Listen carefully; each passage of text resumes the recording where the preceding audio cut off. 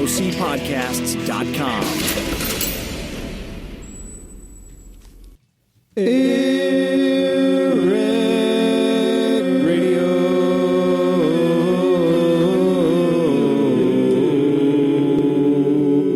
Whenever a new discovery is reported to the scientific world, they say first, it is probably not true.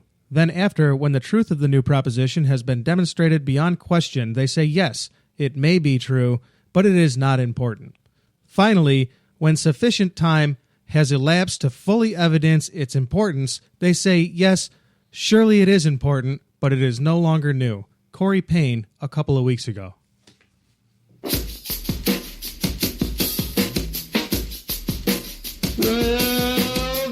Boys are back, don't be scared, there's no need to fear with minds so full of facts. IQ's high like atmosphere, they talk about the world and local news reports, and if it's us a week, they may even do some sports. Cory says, man, it's a goddamn joke. It's quid pro quo de facto, this democracy's a hoax. Stacey says, man, it's time to act. Keep your wallet where your heart is, we can take the power back. So go get a bowl, a spoon, and some cereal, and sit your ass down, it's time for AirWreck Radio.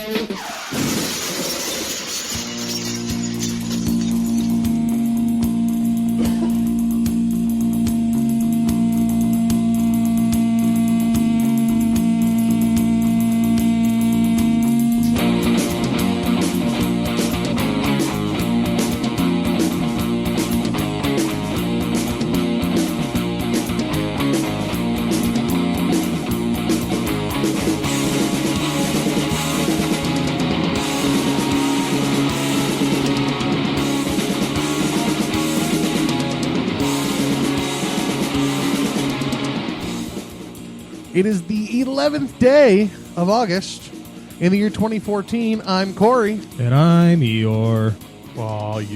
And it is episode 66. 66, huh? Of AirWreck Radio, baby. We already retired. We're friggin' old now, baby. Yeah, that's like 3 times 33. Coincidence or conspiracy? It's 3 times 33 or 2 times 33? That's like, I guess it's 2 times. 3 times I guess 33. what I meant to say was we're 2/3 of the way through being done making these shows, I guess. Not true, but wait, what? Till we're at 100% capacity, right? Wait, what? Yeah, because if we're at 33% now, then we've only got another 2/3 to go until we're at 100% capacity. I didn't realize there was a capacity issue. I don't know. I don't know. I mean, that's what the date suggests. Anyway. I'm freaking lost. Thanks for that derail. Welcome. I would like to remind... Estén Benito. Comiago.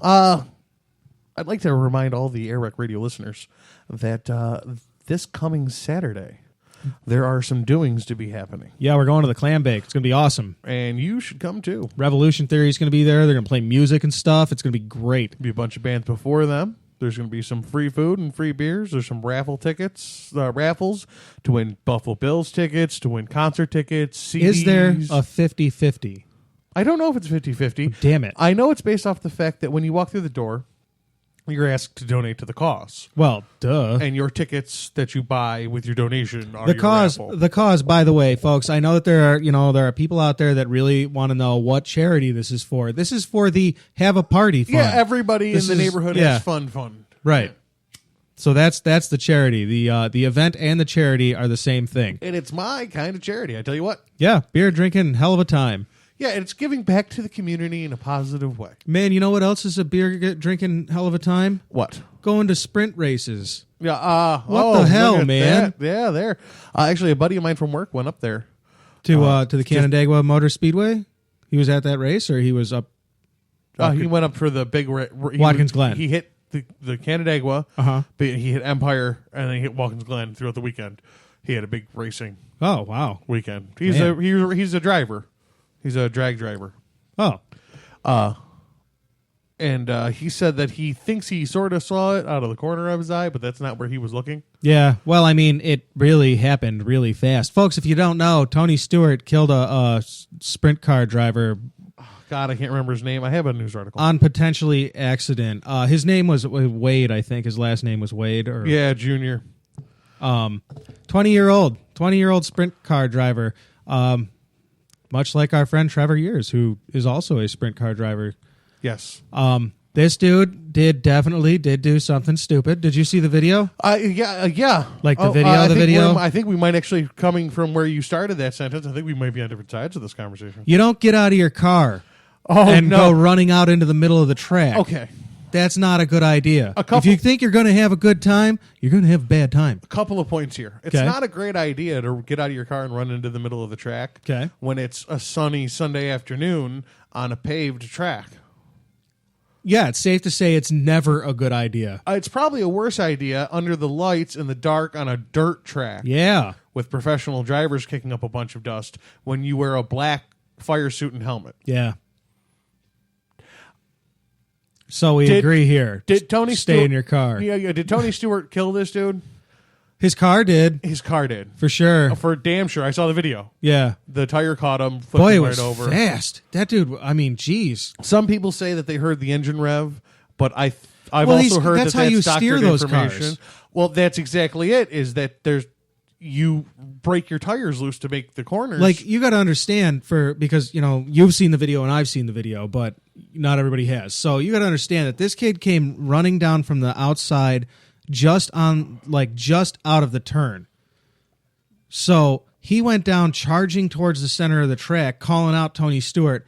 Like, this guy was going to be, like, even if he would stop, he he'd ran be able to. into the turn. Yeah. Oh, yeah. You can't do that because these cars don't turn well. They drift through the turns. The whole reason he got It's a wiped dirt out. track. That's how that works. I don't even understand what he was so pissed off about, because he got wiped out trying to pass on the outside in the turn in a fucking sprint car. They don't steer that good. You can't. First off, the driver you're trying to pass.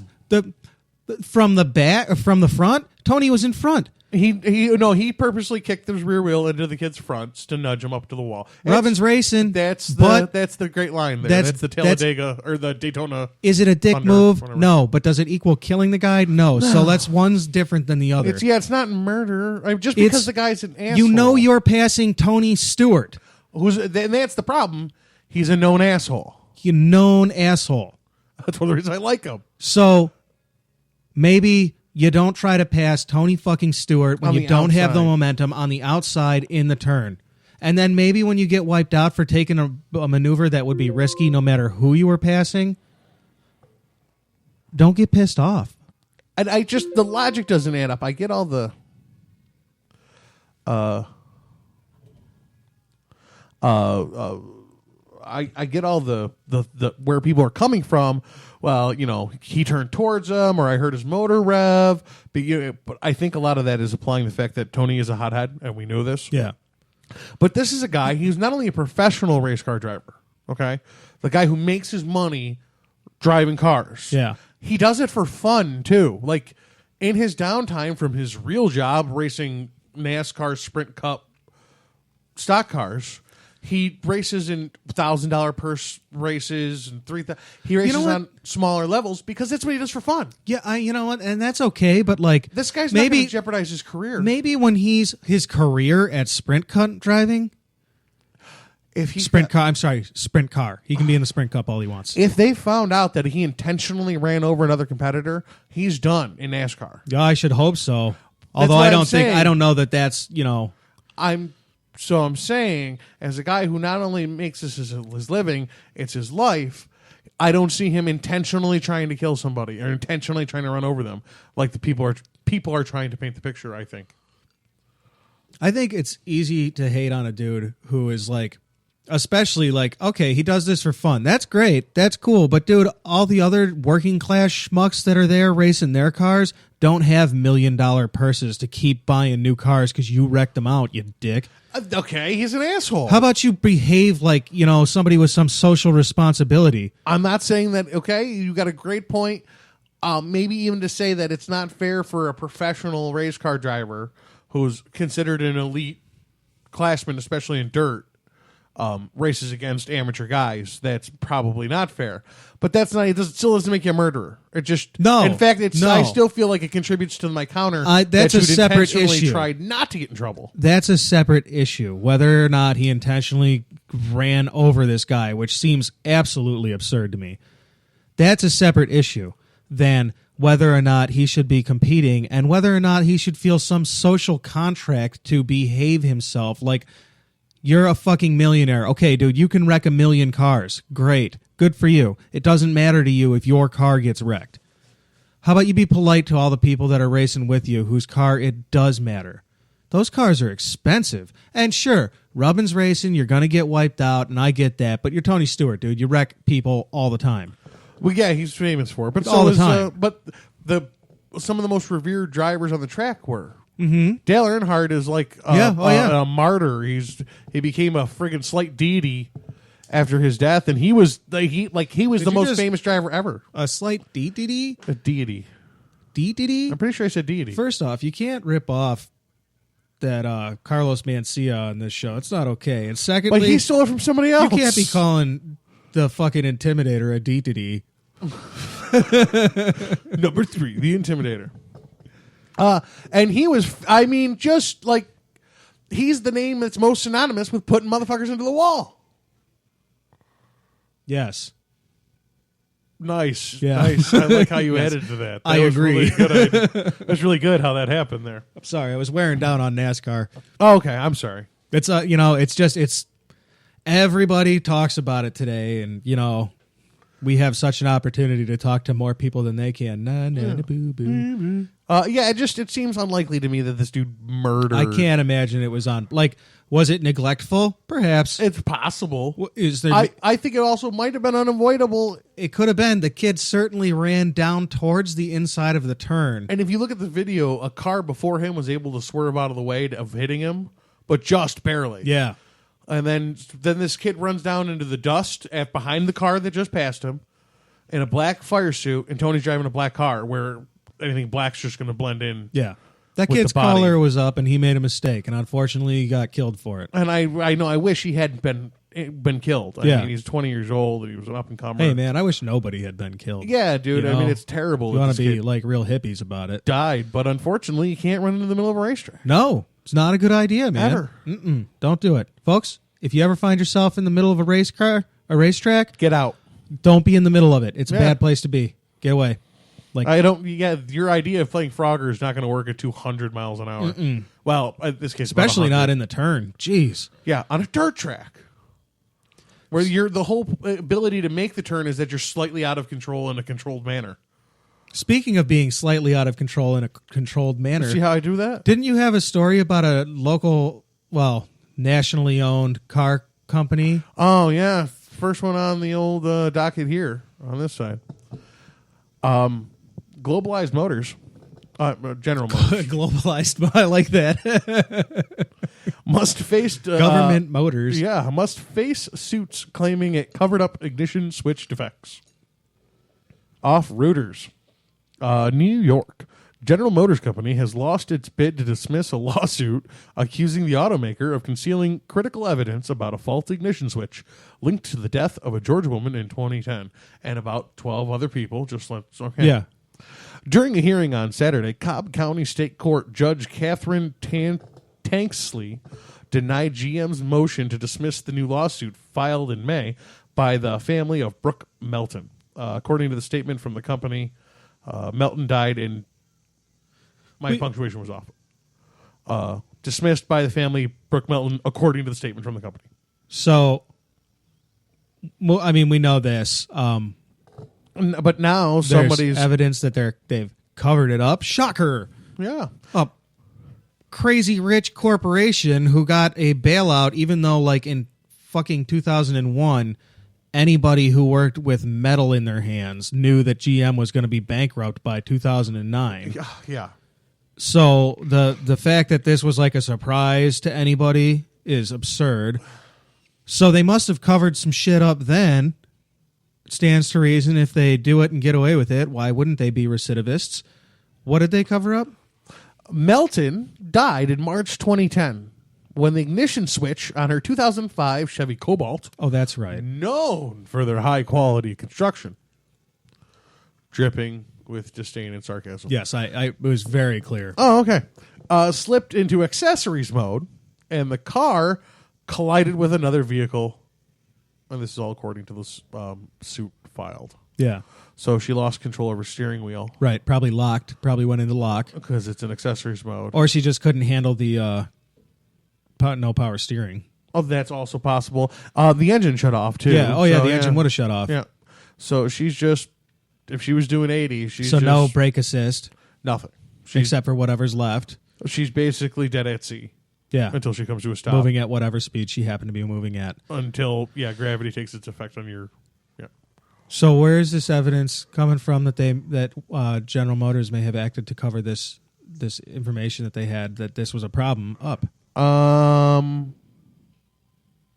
Information emerged during the original lawsuit, including a design change to the switch that helped trigger the recall of 2.6 million GM vehicles, including Cobalt and Cruise, by the way, and prompted congressional, federal, and other investigators into whether the company had withheld knowledge of the problem. So the last lawsuit that filed against them sparked a whole investigation on a government.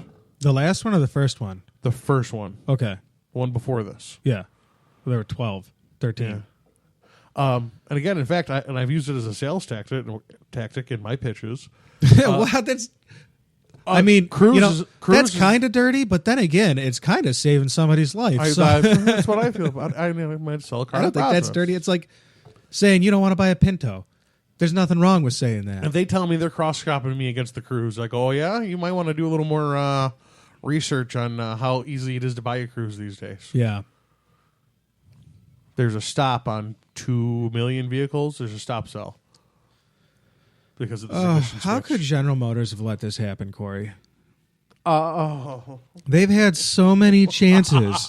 They've had so many chances. Do you know, like, we forced them into a deal with Toyota so that Toyota could show, like, the U.S. government, shoehorn them into a deal with Toyota so that Toyota could show them how to do it.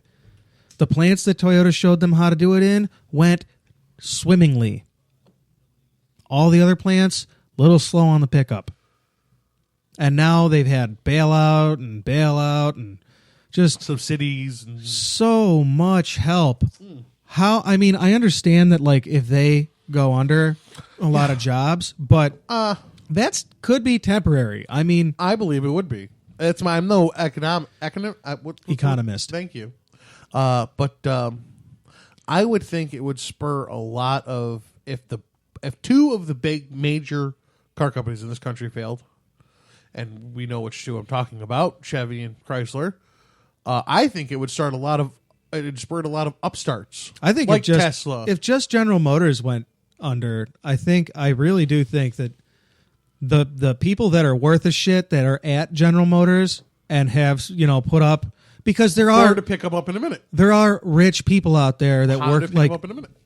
But they don't need to get picked up. They could start a new corporation and not have to have all the fat. Like, you work at a place, if you got to run the place, you know who you'd keep. Oh yeah. And you know who you wouldn't. The first day. Oh yeah. Everybody's got that let me run this place first day list. You think the bigwigs at GM don't? Yeah, oh yeah. And some of them got the money and probably among their peers have the will to get a new corporation, start again. It's very expensive to do. That's the hard thing about getting into a mature market like automotive production. How about this? The property values in Detroit, where the factories that already exist for building cars that just don't work are fucking dropping. Oh yeah, they're bottom barrel. Yeah, we should. You know what? We should. Start you a could new car pick up company. one of those factories for, I'm sure, a very affordable price. I actually saw it the other day. It's 35 pesos.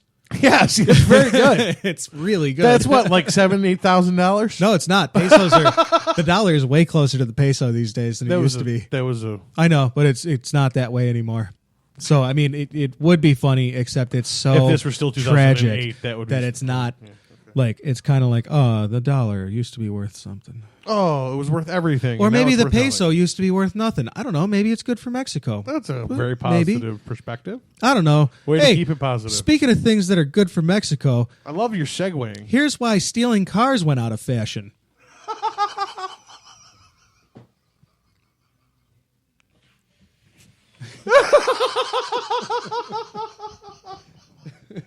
I'm sorry. That was funny as shit. Yeah, you're welcome. Auto theft. This is from the New York Times. Auto Kinda theft. talking about cars. Yeah. Auto theft isn't much of a problem anymore in New York City. In 1990, the city had 147,000 reported auto thefts, one for every 50 residents. That's pretty gnarly until you think about the fact that, like, how many residents have a car. Yeah. I hadn't even. I was like, it's New York City. There's 700 million. Oh, Yeah.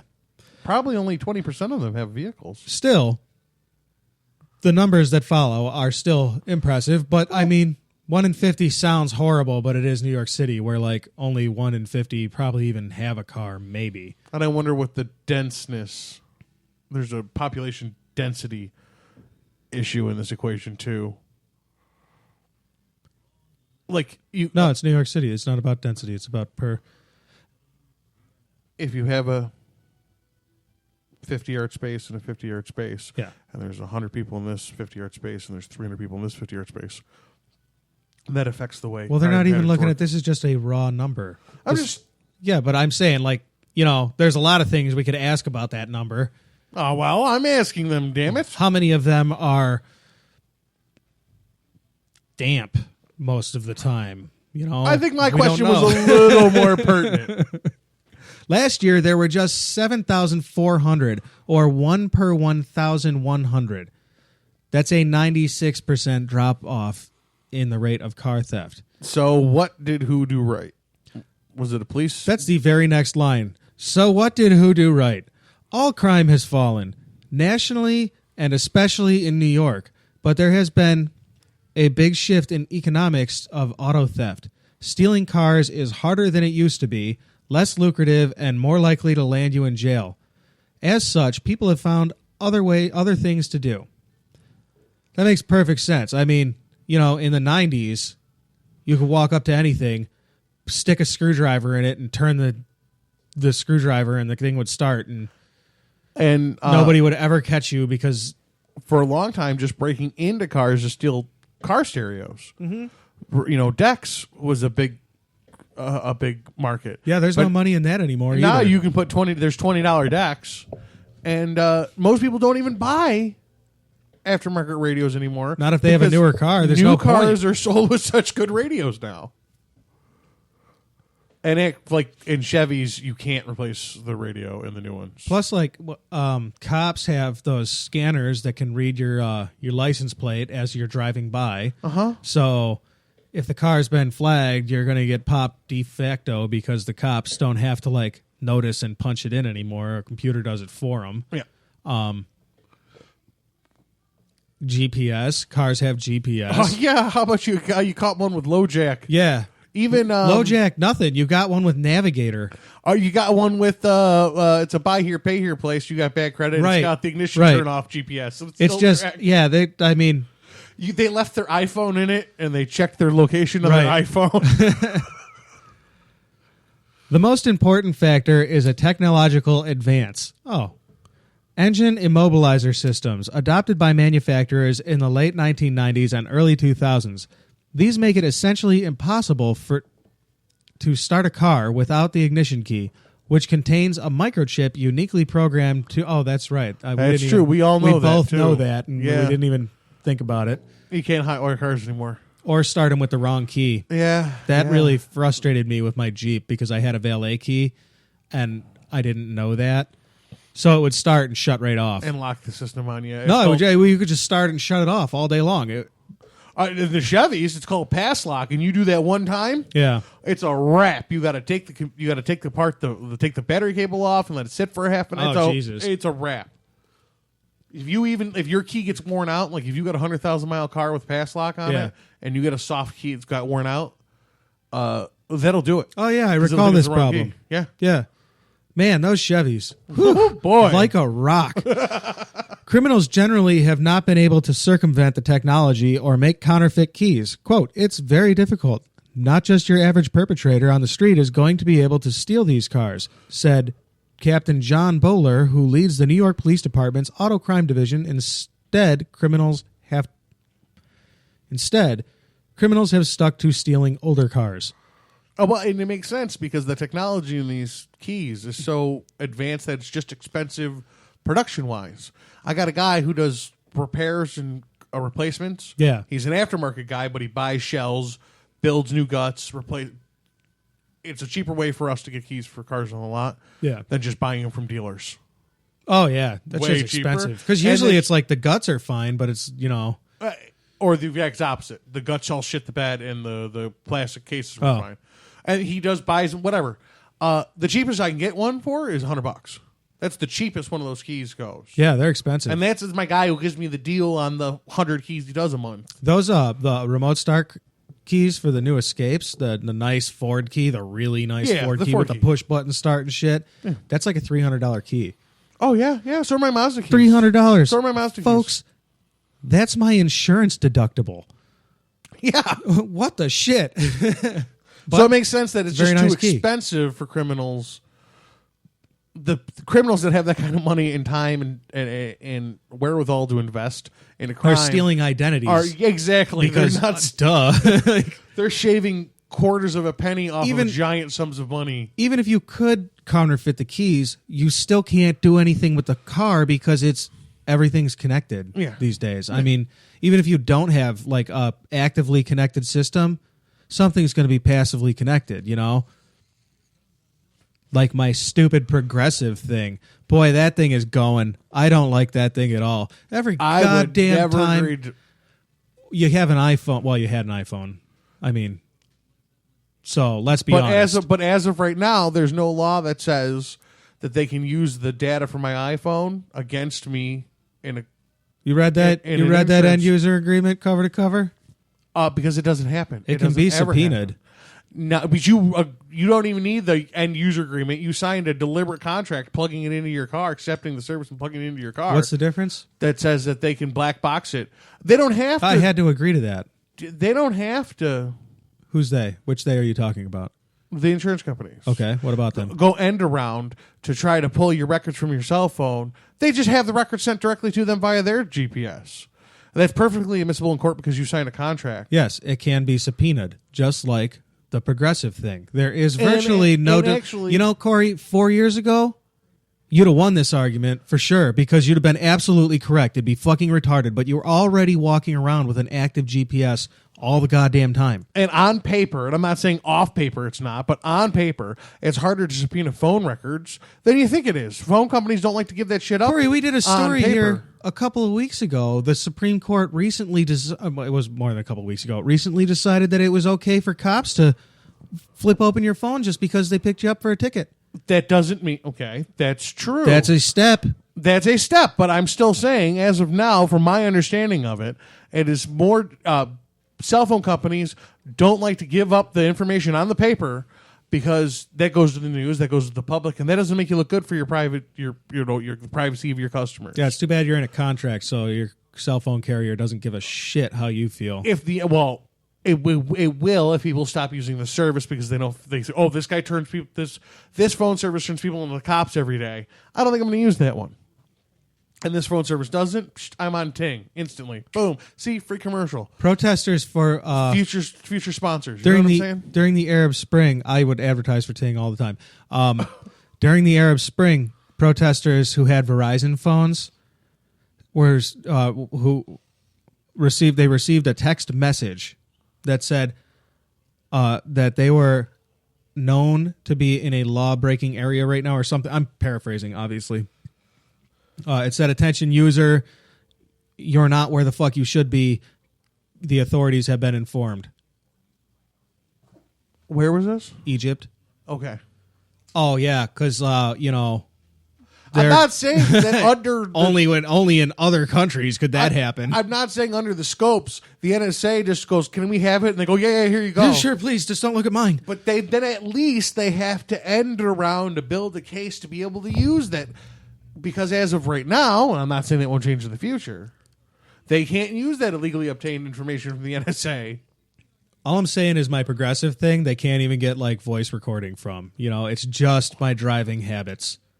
And if you happen to be doing 5 miles an hour and over when you get into an accident, they're going to use it against you in court. I don't believe I'm going to continue to have this thing, is what I was saying to begin with. Is that where we started? Yes. Oh, well, Yeah, I don't like it. It beeps at me all the fucking time because it beeps when you brake hard. And by brake hard, I mean come to a reasonable stop. Or like don't because you were making a right turn. Because somebody programmed in this thing 100 yards from point A and point B is how the brake's supposed to go. I actually think it has more to do with brake pressure than actual distances. However, whatever the formula is built on, it's because this thing's just running on a formula built, and it doesn't apply for real world conditions. Yeah, that's the problem I'm having with it. Yeah, maybe your car brakes differently than the car next to you, but they're all both programmed with the same software. Maybe I'm in a fucking hurry and I don't need this stupid little box beeping at me. Like, just don't make the stupid thing beep progressive, and then I wouldn't care. And if you do 5 miles an hour over, and you do maybe sometimes drive to work late where you have to hustle, this thing probably isn't for you because it's just going to end up raising your car insurance. No, it can't. It actually is contractually limited. It cannot do that. Until the next time you have to sign your contract and they can bump you. Not as I understand it, to quote you earlier. Okay. But I still don't think it's a great thing. Nobody... I looked around online. According to online, nobody fucking likes this thing. It doesn't save anybody anything ever because it beeps all the goddamn time. That's how you know you're not saving money. They get mad and take it out. Yeah. So I'm about to send that shit back. You know what you can't send back? Your stolen Honda Accord. You can see this in the pattern of thefts of America's most stolen car, the Honda Accord. About 50, nice tie together. Yeah, you like that? About 54,000 Accords were stolen in 2013. 84% of them from model years 1997 or earlier. Damn, a bunch of busted Accords got stolen. According to data from the National Insurance Crime Bureau, a trade group for auto insurers and lenders. I feel like I didn't need to read that line. Nice. I mean, I like how they put that plug in there for that insurance group, but I don't think it was necessary. So anyway, cars are getting stolen less. You know why? Because cars are too smart to steal these days. Yeah. Well, you know what? If only investors' money was harder to steal. And a matter of, it's probably, not only is it harder to steal, but the market is such that vehicles aren't worth what they were worth. Hell no. Post-new. No. That it doesn't Especially make not with a shit title. Any investing into doing it better. Yeah.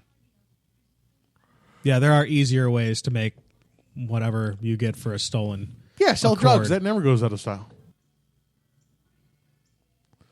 But guess what we forgot to do? What? Turn my computer on. Yeah, we did. We did forget to do that.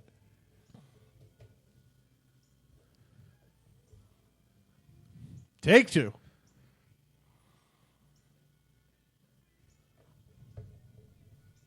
Corey? Yeah. Did you do it? No. Oh, why ever not? Are you just going to do it together? Yeah. Headline news. You're right, Corey. We did forget to do headline news. And that's the most important part of the show. That's what I live for. And as a very special commemorative headline news, I think we'll just do one story in the headline news segment. Corey, you like comedians much more than I do. Would you take the floor? One of the greatest comedic minds of all time, at least in my opinion, has committed suicide in his California home. Breaking news over the, I'm sure the AP wire, but I got off Reuters. Actor Robin Williams found dead in apparent suicide. Oh, my goodness. The Oscar-winning actor and comedian Robin Williams was found dead on Monday from an apparent suicide at his home in Northern California. County office reports he was 63. What the county office failed to report is that he used a pair of rainbow suspenders. Oh, it's a terrible Mork reference. I love you so much for doing it. It's Mork-bid humor, Corey. That's what that is. Man, Robin Williams, though. Let's give it up for Robin Williams. Can we just give it up for Robin Williams? Robin Williams, you're awesome. I really like Bicentennial Man. That was a really cool movie. Did you just say that out loud? Yeah, I really like Bicentennial Man. You are the one person that did. No. Oh, my God, did that movie bomb? What? Well, Bicentennial Man bombed. Nobody got 3 hours for that, but I mean, if you do, it was a really good movie. It was a good movie. Goodwill Hunting, What Dreams May Come, Patch Adams, Mork. Maybe things he's more. But you're forgetting about his most important role to date, Mrs. Doubtfire. And I can't remember his character name from Jumanji. Back when you could be a transsexual, or when you could pretend to be a transsexual in a movie and it was not still funny. Get the LGBT community up your ass about it, or up whatever you want. No, there's not a judging. Q in there now too. It's the LGBTQ. Oh my god, they're like alphabet soup movement. They've added queer for people who are. They've added queer. Well, I'm pretty sure queer was there first, and they broke it down to a bunch of stupid ass letters. They don't use it as a term for homosexuals. We don't want to leave anybody Or out at the gay. LGBTQ RSTUV movement. The Q stands for people who are genderqueer, people who are a third gender or don't assign to a gender. Couldn't they just, like, at this point, couldn't they just be like, we're not straight? We don't like... I'm not like you people. No, because you know what? Transsexual people don't, or transgender people, I'm sorry, don't actually have to be gay or straight. And I guess you shouldn't have to identify gay or straight. What happened to when people could just be people? Robin Williams, everybody. You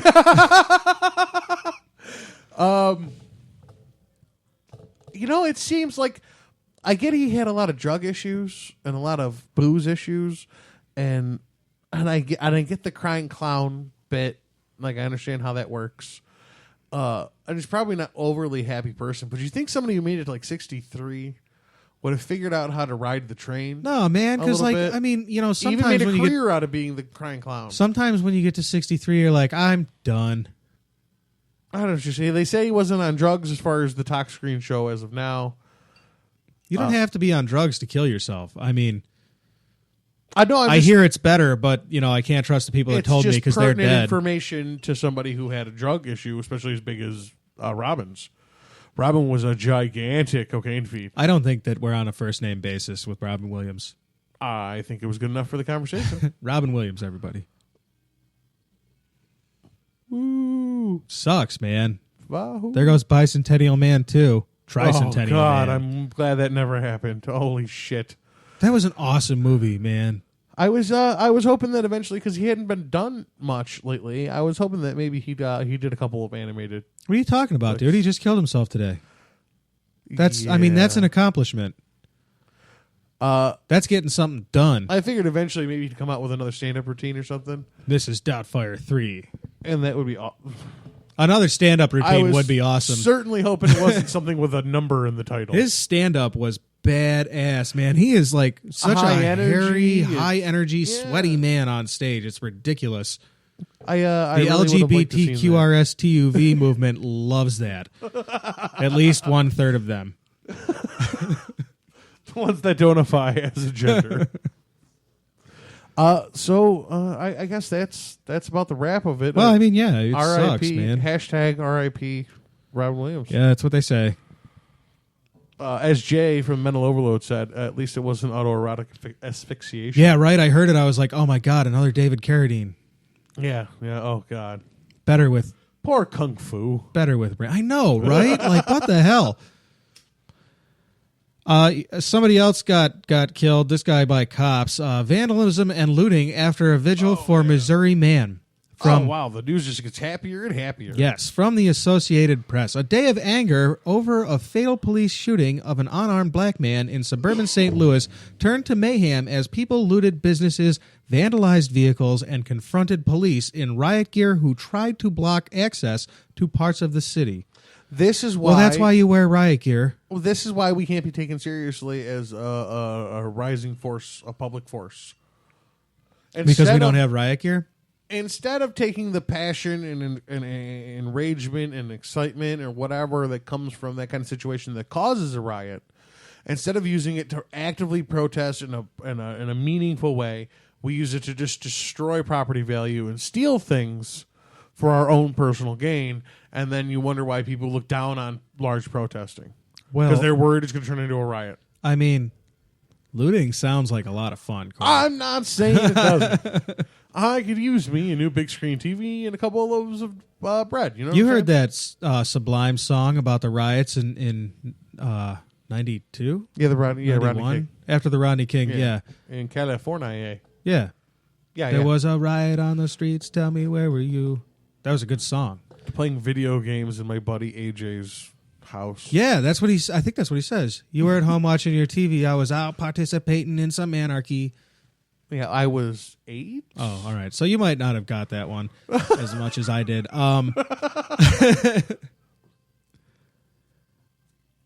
That one, I don't know if that one ruined it, but it was the first one that I really noticed. So to me, that one's the one that like ruined the whole idea of a romantic protest, where you like, yeah, that's why you can't be taken seriously. Like, but then when you do have a big giant en masse protest where you don't vandalize a bunch of shit and you call it Occupy Wall Street, it fucking doesn't go anywhere. So I mean, even though it was a very nice symbolic gesture, it just didn't. I'm telling you, you know where they went wrong? They called it Occupy Wall Street, and that's exactly what they did. They occupied. It should have been Burn to the ground. Wall Street back.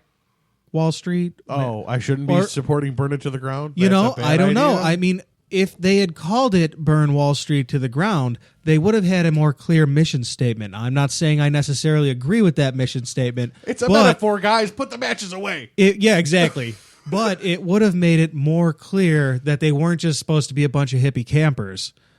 On the other hand, that movement... That's also the problem. On the other hand, that movement did spawn some good things. I'm sure some social connections were made that turned into some of the later movements. Hopefully not the Tea Party, because those people are fucking crazy.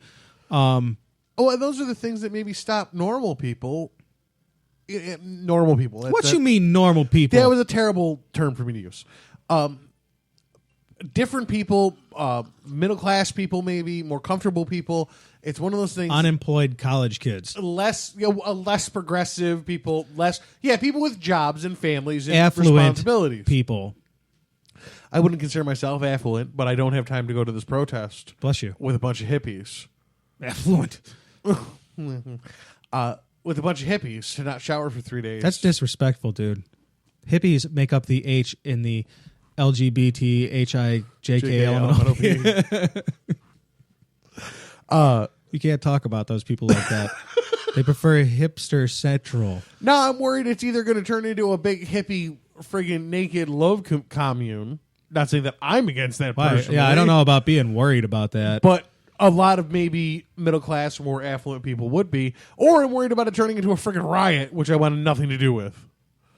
And end up getting pelted with tear gas and beanbags. Yeah, I mean, fuck, people get killed at those things with beanbags. I have no interest in that. So I think that maybe turns a lot of people who are more comfortable off of protesting. Well, that didn't stop the people in Missouri. Tensions erupted after a candlelight vigil Sunday night for an 18-year-old Michael Brown, who police said was shot multiple times Saturday after a scuffle involving the officers. A scuffle shouldn't result in a shooting. No, a scuffle doesn't. No, he shot at officers. Like, he was killed in a shootout. Yeah. Well, that's different. A scuffle. A scuffle. To Jim Salter of the Associated Press.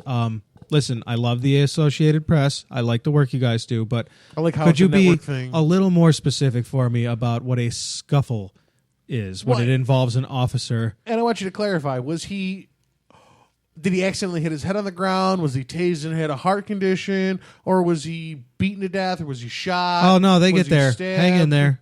Yeah, you're getting ahead of things. They get Stab there. would They just be a don't. long step for a police It'd be officer. weird if a cop stabbed somebody. I'd be like, wow, that cop's a badass. Get that guy a medal. He saved a bullet. Those are expensive nowadays. Let's see here. Where were we? Brown and another person in Ferguson and predominantly... I should probably just start that paragraph over because we're never going to understand what they're talking about. The tensions erupted after a candlelight vigil Sunday night for 18-year-old Michael Brown, who police said was shot multiple times Saturday after a scuffle involving the officer, Brown, and another person in Ferguson, a predominantly black part of the city. So it was Brown, another person in the town of Ferguson. What a dumbass name for a town. Turd Ferguson. Right? And a single officer. Several businesses near the shooting scene were looted, including a convenience store, a check cashing store, a boutique, and a small grocery store. I also saw Timmy Hortons. People took items from a sporting goods store and a cell phone retailer and carted rims away from the tire store. Okay, that one's funny. But I wonder who did that. Are all the deuces missing and all the 16-inch rims are all still there? That shit is ridiculous. Folks, listen, if you get fed up and you want to have a riot, that's fine. Don't steal from your local businesses. Those are local businesses, man. They can't take that kind of hit. On the other hand, they're insured. You might be stealing from the insurance companies. Not so bad.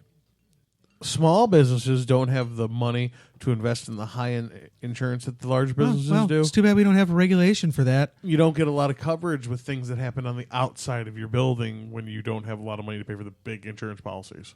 As a small business owner's perspective, something like this could devastate your month. It could devastate your year. Sucks for them. This is America. I'm a libertarian. You should have already bought your insurance. If you couldn't afford to compete, you shouldn't have competed. Now, having said that, I need to brush my teeth because I feel disgusting about what I just said because I don't mean any of it. Okay. But that's what the libertarian view would be. Hey, businesses you're on your own. You should have had insurance. There's insurance. You should have had it. You're not too far off. And you know what? Maybe on an economic level, I probably agree with that. But meanwhile, don't steal from your local businesses. It's rude. Steal from Walmart. From an idealistic perspective, steal the shit out of some Walmart. I'm saying, riots come down, your money back. But go and get some Walmart, man. That stuff's good. That's good picking. You know, if there's a hurricane coming, loot Lowe's. Yeah, well, just saying, you need some 2x4s. Unfortunately, you and everybody else does. In case of the apocalypse, so you should stop at the gun store on the way. In case of the apocalypse, you should go to the pet food store first, the pet store, because pet food keeps forever and it's perfectly edible, and there will be way less people there for you to compete with.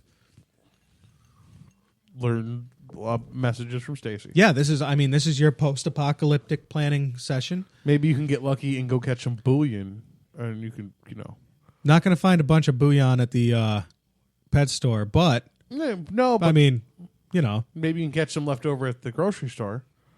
People didn't grab. Better idea. Buy chickens from a farm. Well, this way then make your own stuff and freeze it.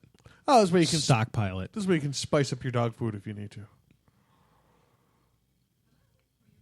Seems like it's a good Martha tip, actually. Stewart. That doesn't seem like a bad idea.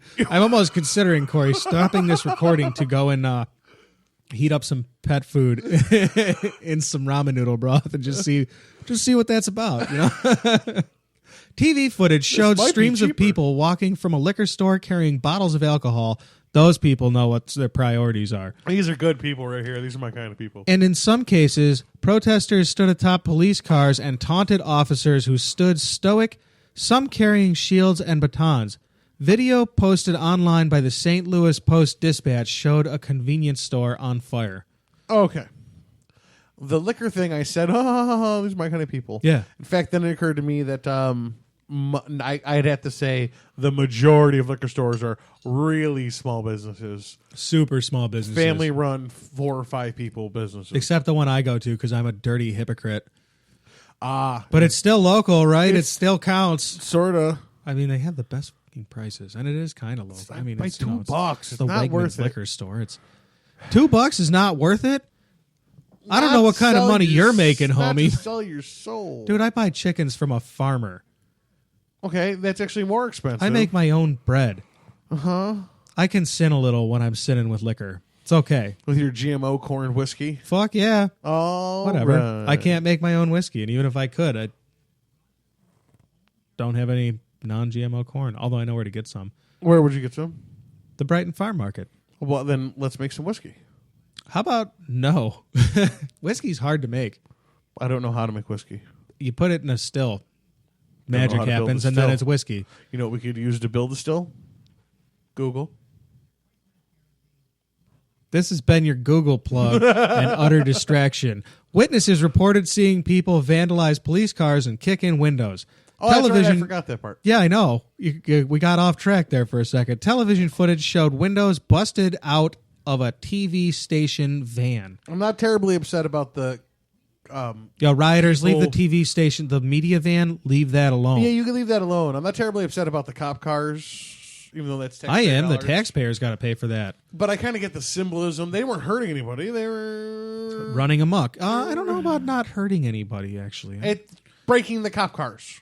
And the local stores owners' No, I'm wallets. talking. Jesus, Corey, what kind of fascist are you? You don't care about local businesses? You're a piece of shit. I am. I'm on the next subject. Fucking take a nap, okay? All right.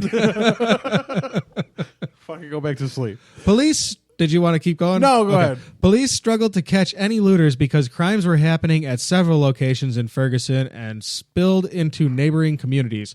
Mayor James Knowles told KTVI TV LGB QRTCTT. it wasn't. What a mouthful. Couldn't they have just called it the local whatever it is affiliate? It wasn't immediately clear how many arrests were made. Authorities set up blockades to keep people from the most looted areas. You got nothing left to steal here, folks. Go that way. Go the fuck away. It's like to keep people away from the most looted areas. Why? The damage is done there, dummies. when the riots started in Egypt to take what's his name down, the Egyptian army came in to create barricades around the national monuments and museums. Yeah, that was the one admirable thing they did. Yeah, well, yeah. We just protect the shit that's already broken. Yeah, Good job, guys. yeah. Way to use up that budget. Hell yeah. Well, we got to use up every dollar. Hey, Otherwise, man. it might give us less next year. Let me tell you, I mentioned this with my something to talk about guest this week. Cannot wait to listen. It's much cheaper to your own personal economy as a police officer. You would prefer to guard the shit that's already broken than get between the people breaking the shit and the shit they want to break.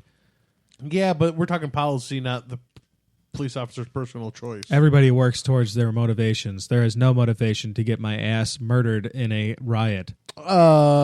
Soldiers will tell you all the time that Police they are don't not make policy. soldiers. I'm using this as an example. I'm just... Well, hold on. You a second. can use your example. That's fine, I'll but- get around to that actually. Okay. Soldiers all the time will tell you how they don't make the policy; they just carry it out. They sign up to serve the country. They might not necessarily agree with the decisions made, but they'll follow the orders that they were given. This is a law enforcement kind of mentality that you're going to find in people that go into law enforcement too. Now, there are going to be a couple of guys there who have no interest in kind of taking this kind of heat, but most of them are going to have zero interest in taking this kind of heat, but happy to do what they're sworn to do, and that's uphold the laws and or orders that they're given. And on top of that, a lot of people who come out of the service do public sector jobs, or civil service jobs. Yeah, they go into the police and things of that nature. The police, the U.S. Postal Service. That doesn't mean that they're going to be wanting to be... No, but you're First gonna follow off, orders. it doesn't mean that they're going to want to get right out there into the thick of it when they could just protect the broken shit. And secondly, it doesn't mean that just because this story says that they built a barricade around the shit that was already broken actually means it should be taken the way I took it, as a gag. I don't expect they were keeping people out knowing that just, they're looting the store right in front of the barricade, but at least they're on that side of the barricade. Obviously, that's not what they're implying here. Well, I didn't envision that either. But it sounds like something exactly a policy would be in place. There's been rioting in this area for 20 minutes, go quarantine it off. But the 20 minutes is all it took to deplete the area. By the time you got there to quarantine it off, Yeah, it this was shit too late. probably happens very quickly. It was too late. I mean, you're not hanging around for the police to show up, especially if you're looting. If you're out there not for the protest, for the spirit of the thing, you're out there to get some shit. That's probably what they meant by barricaded it off, was to keep looky-loos out. Yeah, well, you got. I thought it was a fun place to take it. That'd be was fun. like let's they- have the tourists line up and take pictures. Yeah. That'll be great. It's a joke. It's a joke. I didn't take it that as at all. St. Louis County can be deadpan sometimes. I understand that may be detrimental at times. St. Louis County Executive Charlie Dooley, love that guy's name. I'm Charlie Dooley, St. Louis County Executive Officer. Said there's no reports of injuries as of about 11 p.m., but there were scattered reports of assaults into the early morning. Pat Washington, a spokeswoman for Dooley. Pat, are you the guys on the beach that hate everybody? It's Pat. The ambiguous Pat, right? We're going to the same place here? Yeah, we sure did. Yeah. Thanks, Saturday Night Live. Oh, yeah. Pat Washington, a spokeswoman for Dooley, said tear gas had been used. There were scattered media reports of gunfire, but authorities did not immediately confirm any. What now? What did you just... What? I'm lost. That sentence seems to conclude that the police did not immediately confirm any scattered media reports. Oh, I'm glad. But what they mean is gunfire. The police did not confirm gunfire. Though there were scattered media reports. Yes. Gotcha. Of All right, gunfire. now we're back on the tracks. The small group, this quote, the small group of people were creating a huge mess, Knowles said. Contributing to the unrest that is going on is not going to help. We're only hurting ourselves, only hurting our community, hurting our neighbors. Well, that's true. I bet that this one kid getting shot is not what like that might be the match that blew the powder keg or whatever with that. I know there's a saying that's not the camel's back. I wanted to try something different, didn't work. It was there. You were close. Moving on. Yeah. This might have been the spark, but I can't imagine this is the issue. Catalyst, if you would. Earlier Sunday, a catalyst. Yeah. Earlier Sunday, a few hundred protesters gathered outside Ferguson Police. I wish they would name this town something else. Fergie turds. Ferguson. Fergie turds. Earlier Sunday, a few hundred protesters gathered outside Ferguson Police headquarters. Some marched to an adjacent police building chanting, "Don't shoot me," while holding their hands in the air.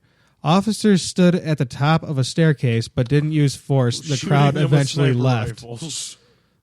The crowd eventually... I like that. The police stood there, didn't use force, and eventually the crowd was like, well, we're going home now. I don't know what we're supposed to do now. I mean, they didn't shoot us, so I guess they complied. County Police Chief John Belmar said the shooting occurred after an officer encountered Brown and another man outside an apartment complex in Ferguson. Belmar said one of the men pushed the officer into his squad car and a struggle began. Belmar said at least one shot was fired from the officer's gun inside the police car. Ferguson Police Chief, damn. Yeah, we hadn't gotten to the actual They meat probably of this should. You story know, yet. here's the thing about the We've news. been spending a lot of time talking about the riot. We forgot to talk about the cause of the riot. They should start with this. Yeah, because in this one, it seems like it might be kind of pertinent. It's extremely pertinent. You can't push a cop. Like, you can't, don't do that. That's not the move. Because you're going to get beat up, not because you're going to get shot. Either way, I mean, Jesus, there's two of you and one of him, and one of you is being uber aggressive, like pushed him into his own car. That cop is now out of control of the situation and needs to react. I'm not vilifying the police officer. I'm just saying. Ferguson Police Chief Tom Jackson said authorities were still sorting out what happened inside the police car. It was not clear if Brown was the man who struggled with the officer. The struggle spilled out into the street where Brown was shot multiple times. Belmar said the exact number of shots wasn't known and that all shell casings at the scene matched the officer's gun. Okay. An argument can be made here, and I'm not sure that I'm willing to stand. Before you go there, police were investigating why the officer shot Brown, who police have confirmed was unarmed. That is a good point. It took more than one shot to at least just dissolve the situation with an unmanned suspect. We've had this suspect. a long time ago. We had a similar talk like this, and it dissolved into this exact same scenario where you were like, more than one shot. And I was like, well, dude, you're kind of nervous, and you might shoot more than once. And even if it were 2 because you double tapped. No, that's like something super professional shooters do. Cops are not professional No, they shooters. do it on accident. You pull the trigger twice on accident because you're jittery nervous. Mm-hmm. I didn't say it was an intentional double tap. Even if it were 2 double tap, you could make me make that argument with me. But every time I hear this, they say multiple gunshots, an undisclosed amount. It really seems to imply it's more than 2. I mean, I'm not it's saying more it than doesn't. 1. Yeah. But it kind of implies we're talking. I'm not willing to call enough. into question the nerves that happen to somebody who's responding in this situation I'm not, because I can't imagine what it's like to be in that situation. You see, so I'm not going to. I can't. Your clip, is what I'm saying. Sure, you shouldn't. Hey, man, when you get in a fucking sprint car cup race, you shouldn't run out into the middle of the track. But sometimes shit happens. You do something stupid. You panic in the moment, or you just get hot, or whatever. It sounds like this cop was assaulted by people that he was already in a situation with. I'm not denying that at all. And he reacted. And did he have to... Maybe he shot him a couple times because he kept moving. It doesn't really say. But do I think that everybody might double tap when they're nervous? Yeah, I do, actually. I think that everybody who's not a professional shooter might just shoot until the fucker's on the ground. You might just keep shooting. You see it in movies all the time. You know, people just... well, that's how that works. I'm just saying it's a trope because of something that, you know, like people keep going after it's over. I could see somebody who was a complete amateur feeling like the need, like they had to empty their clip. Or Well, I half bet the this clip. cop's never had to shoot anybody before. But they're not. Still doesn't make them complete amateurs. They've had some training. Training ain't And the real weapon- thing, dude. No, but It's not the real thing. but And it's- you don't know how you're going to react until you react. But it's and more preparation than I think you're giving credit for. And in fact, if all the cops out there like this, like you did the last 2 times we've had this story, are such nervous Nellies that shit like this happens, then maybe there is a question as whether the cops should be carrying guns around or not. I'd like to think my police force was a little better trained with their firearms if they're going to be carrying them around in public. I don't disagree with you there at all. I would like to see a little tighter gun control in the police departments. I understand the arguments the police departments make about their guns and this and that. I get it. I get both sides of the argument. But when you're in the moment and somebody just attacked you, I can see letting off. I can see it. I'm not saying that's out of reason. I'm not saying I cannot see that. I certainly can't see having a fucking riot over something like this. Like, But see, it's you use the spark that lit the powder keg. poorly. Very Yeah, poorly yeah. I used that, yeah. You don't know what the prior backstory is on a whole. There was a while back, the Rochester Police Department was catching a lot of guff for being a little bit handsy, as it were, with perps that were the wrong color. They were getting a lot of slack for police brutality against black people. They were And- getting a lot of flack, not slack. Yeah, not slack. That's Flack. different. That's what I meant. It's like the exact opposite. Actually, yeah. Yeah. Very similar word, though. It is, yeah. Yeah, that's poorly designed.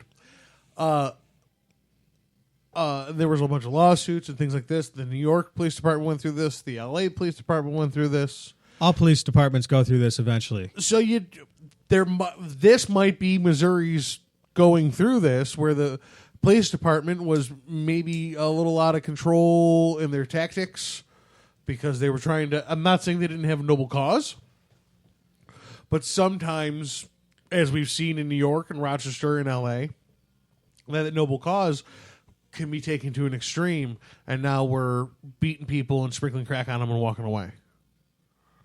It must have been a drug deal that went bad. It's a comics joke. I would like to think take- it's Dave Chappelle, actually. That's actually not a joke. That's actually almost a line out of a book I just read. Well, Dave Chappelle had a joke along those This is a lines. reread. I'm sure they Pickle I'm some crack sure on him, Johnson, and walk away. they do that. They literally do that. In New York City, the cops literally, if they thought they saw you smoking a joint, there's a story. All right, so I read a while back, and I'm rereading now because I have a better context to understand the minutia of this story. I read The Divide by Matt Taibbi. I recommend everybody read. He's a Rolling Stone writer. If you want to get pissed off the whole time you're reading something, read this. It's a great read if you want to be angry at stuff and like really understand what you think you're angry about. He bounces back and forth between blue collar, white collar, and I don't know what's under blue collar. Common crime. Redneck. Sorry. Maybe it might be redneck. I don't know. Redneck. But he bounces between. He talks about the differences in penalties. You know, like he compares the bankers who don't go to jail, even though they defrauded the entire world to the tune of billions of dollars, but welfare frauds do go to jail for the tune of $400. It's a very good book. A gee whiz. And one of the examples that he makes is actually one of the people that he talks to is a guy that was arrested in New York City because he was smoking a rolled cigarette. And the cops grabbed him, put him up against a wall, and he said, "What the fuck do you think you're doing?" The cop said that to the guy, and the guy was like, "What?" Because he was a plainclothes officer, not uniform. Uh-huh. And then another officer comes up and like, "What? It's a cigarette." "What the fuck do you think you're doing?" And they roughed him up a little bit, and then he got scared and he ran. Well, he didn't run. He just got scared and he tried to struggle out of it, and they beat him up for it because they hadn't yet told him that they were He cops. wasn't detained. None of that. No, they just grabbed him and said, "What the fuck do you think you're doing?" And so they get them all handcuffed and shit, and set them up, and a real officer, like a uniformed officer, comes over. A real officer. A uniformed officer comes over, and or shows up at the scene or whatever. And the guy that they've got arrested on the sidewalk in handcuffs is like, "Oh, thank God you're here. These people are crazy." And the guy was like, "Shut the fuck up." And he walks over to the other two cops. He's like, "This is it? You guys got this?" And they were like, "Yeah, we got this." So they walked over to the dude and they looked at the bunch of stuff that he had on him. They found the tobacco, the rolled up cigarette that looked like a joint, and his personal effects. And one of the plainclothes officers says to the other plainclothes officer, "This is it?" And he goes, "Yeah, it looks like that's it." He goes, "No, it's not." And he walks over and he goes over to where the scuffle happened, reaches down and pulls out of his pocket a joint or a little empty crack vial, picks it up as though it was on the floor, comes over and sets it in front of the guy. "We got you for everything." They took him in and busted him. Now, he didn't do any jail time except for the amount of processing time required, and it got thrown out in court because apparently they didn't have anything. But he still got arrested. Now this kid's got an arrest. I certainly tried, and how many times does the try stick? The first time you get an arrest, your next arrest is more likely. And thanks for making my point, is just this might not have been something that's worth a ride over, but if it's been 10 years of this kind of a negative police situation, and then something like this happens that maybe might be justified. The story doesn't ever actually say anything like that. I know. I'm Not saying I'm good. No, I'm good. I'm not arguing with you. I'm good with that. This just is saying conjecture. I wish the story said something, because I don't know how St. Louis's crime numbers stack up. But there's a lot of places around this country who aren't doing so well. People who aren't frustrated don't riot. I mean, that's just the fucking truth. So maybe there's a little backstory here that we're not getting. You got to be mad to riot, I guess is the general point. The story goes on to say Brown's mother, Leslie McSpadden, said she didn't... What a name. I know. Said she didn't understand why police didn't subdue her high school graduate son with a club or a stun gun, and that the officer involved should be fired and prosecuted. Okay. Quote, "I would like to see him go to jail with the death penalty," she said, fighting back tears. Now, that is a mother's prerogative to feel that way. Feel that way, of course. And I don't know that I actually agree with that. No, I don't agree with that at all. I like how this neighborhood, right, is so poorly off that she used he's a high school graduate as a major credential. That neighborhood that you're talking about is America. A fair point as well. But I think it bodes to my point, again, of how impoverished this area might be. Yeah. That the police might be overstepping their bounds to try to clean up an area that's so poverty. This kid so was impoverished. The other side of that coin is that this kid was in that situation. Whether he was the one that attacked the officer or not, So you is choose your Trayvon friends. Martin. You can pick your friends. You can't pick your nose. No, Trayvon didn't assault a police officer. But it's funny you should He say was that there, though. because the story goes on to say the very next paragraph. The killing drew criticism from some civil rights leaders who referred to the 2012 racially charged shooting of a 17-year-old Trayvon Martin by a Florida neighborhood watch organizer who was acquitted of murder charges. Okay, I want to say that I don't feel that this is the same situation. At all. But I'm just saying that an argument could be made that this young man put himself in a situation that was less than desirable. There's the outcome correct. I'm not disagreeing. Well, left or Trayvon right. Martin It's didn't not. initially put himself in any situation, but then it turns out that he may have put himself later into a situation that he didn't. He didn't do it intentionally. It just no. The second happened to there him. was a second interaction that he did instigate, according to court documents. Yeah, according to the testimony of what's his name there. Right. Yeah, that's a good point. Unfortunately, Trayvon Martin was not there to testify Against this. so we only do have just a very limited side of that story. But anyway, George Zimmerman. It seems. I don't think that one has anything to do with the other, except that there sure does seem to be a trend in this country. There are more black men in prison than there ever were as slaves. That's a real thing. Ever. Well, there's way Added more up, of us. cumulative. And there's like 80% of the prison population is black. Cumulative. Yeah. Over all of time. Wow. Yeah. Over all of time. Yes. I mean, I don't know if we can count the Pharaoh's slaves, but I'm pretty sure that quote refers to the American slave trade. The entire time the Americas had slaving, there were not as many. There were never, ever, altogether, as many slaves as there are black men in prisons today. I figure there's probably 10 times as many black men. And I believe the number, somewhere around 80% of the prison population is black. I think it's 66%. Maybe it was 80% was ethnic, was minority. Yeah, Maybe that's what it was. Definitely it. But the jump in population for the jump of people percentage-wise that are now enslaved, quote unquote. Yeah. I'm not saying that getting in prison is necessarily enslaved. There are certainly things that you should be imprisoned for. It's a reasonable Yeah, there's a lot of deterrent. things you shouldn't be in prison for, too. I agree. But Like- it's a reasonable imprisonment is a reasonable deterrent to crime. Like falsely accused welfare fraud. Like light drug-related courses. Folks, go out, buy The Divide. It's on audiobooks. You can get it on Audible. You can get it at Amazon. Put it on your Kindle. Read it for real. I don't care what you do. Piracy. Really, I don't care. Doesn't matter. Read the book. No. I wasn't saying you should commit piracy. Oh. I was saying that that's one of those things that you shouldn't go to jail for. Maybe you catch a fine because it's a monetary I was thing. going with the piracy because, like, I don't actually mean to be giving anybody a plug here, but I don't think it's a plug to tell people to read a book.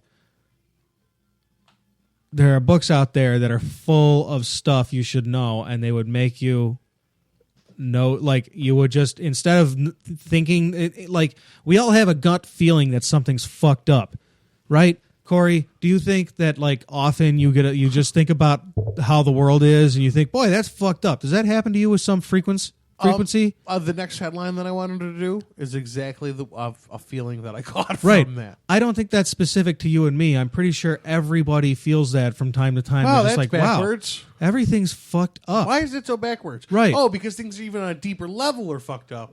Here's what you do. Go out and read some books. A good one to start with, although I did have to read a bunch of other books to get proper context for it, because he talks about some things you're not going to understand. Like investment banking, you're not going to understand it without some other inputs.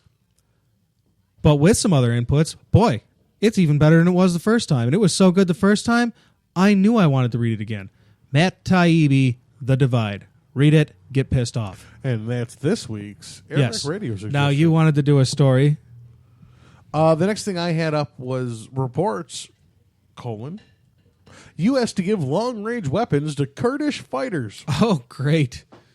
We should just totally just give weapons to people, because that's how you spread democracy. We've done a very good job in the past with our history with foreign policy of giving weapons to armies who all usually eventually use them against us. Well, that's fun. It's fun getting shot at by your own rockets. That's great. Yeah. That's or your grenade allies. launchers, I mean, it doesn't even. It's but- not even necessarily you. Sometimes it's your allies, but still, it's It's like still great. That's fun. it's yeah. That's good for the guys that we praise around here. The guys that we hold in high adulation because they do the things that other people can't when they go out to these war zones and defend people and do what they're called upon to do. They get to get fired at by their own weapons. That's fun. Yeah. That's nice. The same technology, they get to feel like they have an edge about because we're America. Yeah, well, guess who buys those? Yeah. Somebody, Corey, before we get into this story, I want to talk about, can I? Feel free, my friend. So somebody that talks to me frequently, somebody that I chit-chat with frequently was like, they asked me about the Wolfpack thing because I made my first senatorial call today. I called a senator's office. And they said... I saw the tweets you sent out. And they said... well, what happens when you call them? And I told them, I said, well, you talk to somebody at their office, you give them your name and your number, intern, yeah. you tell them what you're calling for, and they pass it up the line. I said, and maybe you get a call back and maybe you don't. If you don't, you really want one, you keep calling. He says, well, you really think you're going to get a call back? I said, I don't know. But if I do, I tried and the system worked. And if I don't, then I tried and the system didn't work, and now I know the system doesn't work. But until you try, you don't know. People who don't think they have the power don't deserve the power is something that question made me... I understand this guy's frustration with the system, but until you've tried to engage the system, try to hold your frustration at bay a little bit. When somebody's presenting you, here's something you can try to do, don't say, well, what if it doesn't work? Because if that's your attitude walking into the door... You can't be such a defeatist as that. You're not that entitled. I feel that the question I want to ask is exactly that, but maybe not in the same mindset. I want to ask, what if it doesn't work? And not as in you shouldn't try because it might not work. But in the fact that, let's say I don't want to and he doesn't want to because we both feel like the system doesn't work. I considered that too. You do it and it doesn't work. Is that justification for me and him to feel like we were right that the system doesn't work? No, because all that means is that the system does work. It just didn't work in my favor. It didn't work the way I wanted it to. That doesn't mean the system doesn't work. It just means it's not working for people who I think are working for me. If a single example can in a free country, they have the corporations have a right to do the best they can, and we have just made it so permissible for the best they can to be more than it should be. See, the best they can, we should put a speed limit on the best they can. Human people, natural people should have primacy over corporate entities. Got off a little bit from where we were. No, in this movement, that's specifically what this movement is about. Well, my question was, does it justify me the one response situation where I say, well, now the system doesn't work because I didn't think it did and he didn't think it did, and then you tried it and it didn't work? I don't know. Did you and him try it? And then you said it didn't work in your favor. The system still works. If one example of the system failing doesn't mean it fails, then one example of it working doesn't mean it works. If you and him don't try, you don't get to say it didn't work. We observed other people doing it. No, you saw the system at play. So that's what you do by observing. You see it working.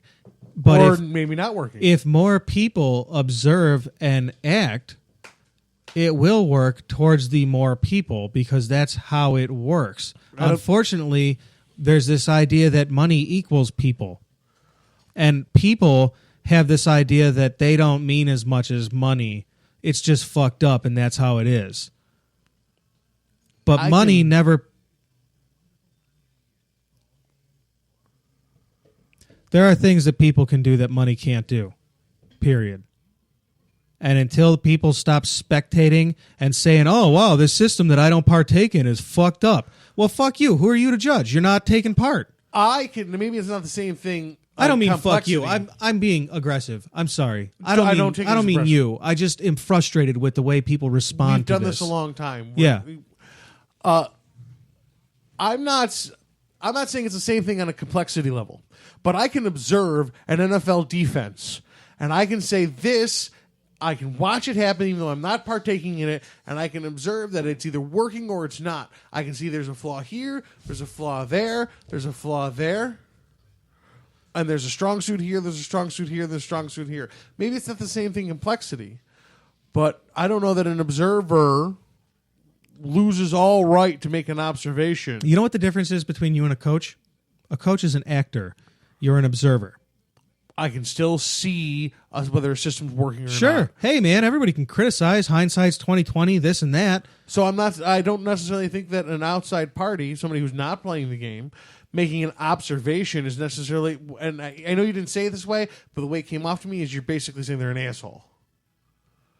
I know you didn't say it in those words, but by saying you're not playing the game, your opinion means nothing. No, that's not what I'm saying. Well, that's what kind of what you said. But you are an asshole.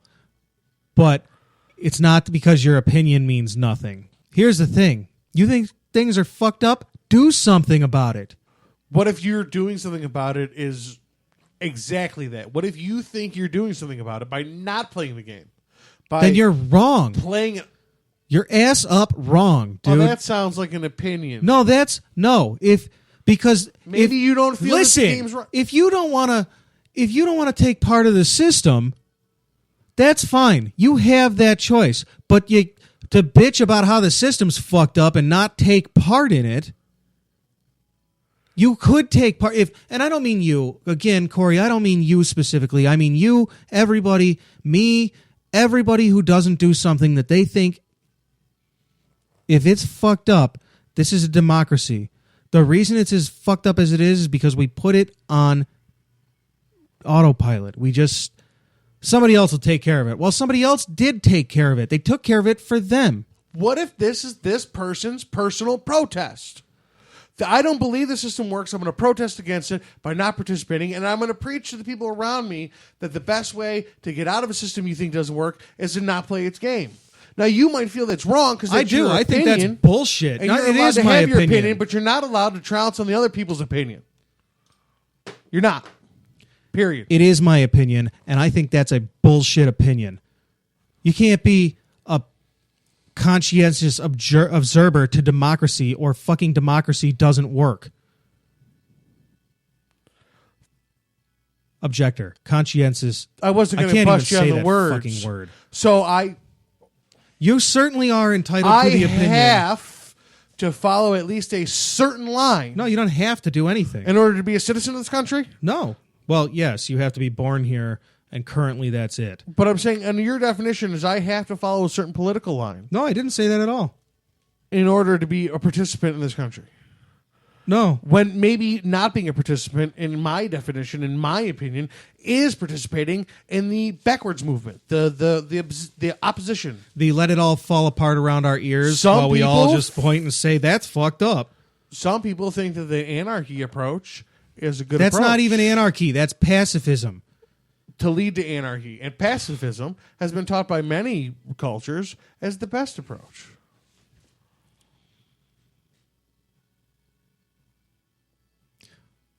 We are going to have to agree to disagree here. And I want to clarify. You certainly have a right to feel the way you feel. I am growing to have a severe distaste for that standpoint because it is so easy to get your hands in there. But as people... If you just pile up the flour on the table, it's never going to be bread. But you get your fucking hands in there, you'll make it into bread. Bread's good, man. We all want bread. As people who feel like maybe they're trying to bring the word... Hey, man, and that's a job. It's important to remember that as we bring the word, it's not necessarily our main priority to impose our beliefs on people as it is to bring the questions I'm up. not imposing shit. I'm not imposing anything. I'm not telling anybody you have to do this. You certainly have a right not to do it. But to just stand on the sidelines and point and say, that's bullshit. To me, that's bullshit. That's my opinion. But I don't want to be a fucking high and mighty hypocrite either. I'm brand new to actually doing things. For a long time, I thought it was enough for me to be doing this that we do and just talk about the things, because there's definitely an import to talking. It's a hell of a lot more than anybody else is doing. Maybe not. You're anybody, absolutely but a lot correct. more people. No, you know what? I completely agree with that. Being an informer is an important job. But some people aren't informers. They're just lazy. And they want to call it whatever they want to call it. But I mean, and I'm not saying you or anybody in particular, Corey, but we've both known people who are just lazy and they say, oh, that's fucked up. Somebody should do something, but it's not going to be me. I don't have the ambition. There's lots of people. The drive. There's a lot of people with shitty attitudes.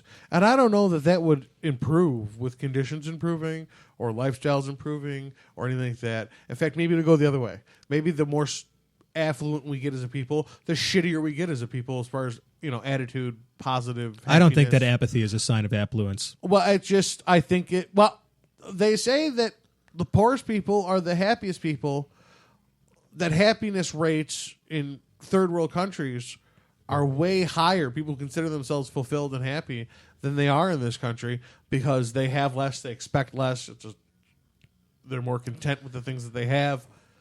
So maybe there is a certain amount of affluence and apathy correlation. Some other podcaster, I want to say it's Rogan, said something once that was like, it's kind of like this. Dogs all see in black and white, right? Imagine if you could only see in black and white, but then someday you had colors. You couldn't go back to black and white. Your shit would be more complicated. Right. I get that. I'm not saying we can go backwards. I'm just saying there's some reasonable argument to say that a simpler life shows to be a happier life. All right. Sure. I like that too, but I also like technology and complications. I do. I like driving cars, man. I like having roads and water, and I'd sure like to have healthcare. And there's like a lot of things that I would like that only a complex society can get you. And if you want to have a complex society, you kind of have to have the majority of people behave like it's a complex society. And unfortunately, there's always going to be but unfortunately, you're sure there always is. Unfortunately, these days, there seems to be a major minority of people who are just like, man, this shit's coming off the tracks. I don't give a fuck. Those people are not even the people we're talking about. We're more talking, I think, about the people that are like, man, this shit is coming off the tracks. I hope I make it through. I've heard people say that it's entropy, that it's a system coming to an end. That it's the natural order of things. So, but does it have to be? No. I'm not saying that it did. You want to go to another news story? Sure, and this one's a little more hypothetical, as it were. Hypothetical? Is that on top of the skin? The headline starts with a what if. So I'm guessing it's kind of hypothetical. What if giant space-based solar panels could beam unlimited power to the Earth? Hey, man, what if the Earth was designed and built 6,000 years ago in less than a week? Big what ifs. I'm just saying, if we're going to be hypothetical, I mean, which one seems more plausible to you? Do you really want me to answer that? I would definitely. Now that you put it like that, yes, I feel like in order for this relationship to go forward, we need to know that we agree on this. The solar panels. Space, all right, cool. Way more plausible. Whew. Thought we were going to get at it again. Never. Not on that one. Whew. Yeah, folks, here on Airrack Radio, your two hosts agree on one thing. At least one. The universe is at least a little bit more than 6,000 years old and was definitely created in a little bit more than a week, depending on how you define it. All right. Anyway, giant solar panels in space. In space. I hear space is the best place for those. You know why? Because there's a lot of it. And there's a lot of sun out there, and it's just all that sun is going to waste. Nighttime thing going. Man, but here's the thing. Like, what if we have like a bunch of solar panels, right? Like someday in the far, far future, our whole fucking solar system is solar paneled up. And so like our star disappears. Because it absorbs too much light, and other places wouldn't be able to observe the star if they were there to observe it. And somehow a quadrillion light years away, or whatever the appropriate question, that light would have disrupted a solar storm, but instead the solar storm rolls through, and it causes a fucking solar hurricane, on planet Miami because a butterfly named Earth flapped its solar-paneled wings. Oh, yeah. Butterfly effect. Saying. That seems... We don't ever think about that, but like by then there could be people out there, like our people, human people. There could be... Corporations even. Well, they're the ones that are going to get there. They're the ones with all the power. Yeah, on Pepsi Planet, they're going to have a fucking tsunami. Yeah, exactly. A solar tsunami thanks to our giant solar panels. Tsunami? Yeah, you got it here first on Air Rec Radio. A solar tsunami. It's a tsunami. It's got T in front of it. Tsunami. Sea levels are rising, glaciers are melting, and extreme weather is becoming the norm. The negative effects of man-made climate changes are here to stay, and they're getting worse. Yes, they are. Case in point, soaking wet ass July. One of the major culprits in this 60-degree August is atmospheric carbon. Other case in point, 60-degree August. Atmospheric carbon dioxide from the burning of fossil fuels like oil and ta-da, coal. Dinosaur bones. Which is where you get your electricity from. Yes, most of it. Yeah. Yeah. I mean, we do have a nuclear power plant. So, I mean, thank God we have like... Locally, we get like 60% from the nuclear power plant. Completely destructive source is making our power, at least partially. And then the rest of it is being made by also destructive sources instead of fully renewable sources. The good thing about the nuclear destructive source is it's not destructive until something happens negatively. The bad news is it's destructive until something happens negatively. Well, when something happens negatively, it's gigantically destructive. And it's going to be. Instantly. Yeah. Too. Like, and it's not Whereas like... the fossil fuel thing is always destructive, but over a longer period of time. Yes. Sorta.